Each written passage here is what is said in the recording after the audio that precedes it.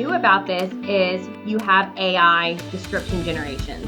So I can just have AI give me a description and updates the company property value, contacts if known, this sounds great to me. And now I have a description. Those So this descriptions is are real new as nice well. too. I recommend definitely filling out the description. They didn't used to have that option, but now when you see your lists of workflows, it'll have the description there in the column. And again, that will help you if you have lots and lots of workflows. The description will help you to find the one that you're trying to update or change or whatever. So definitely take advantage of that description field.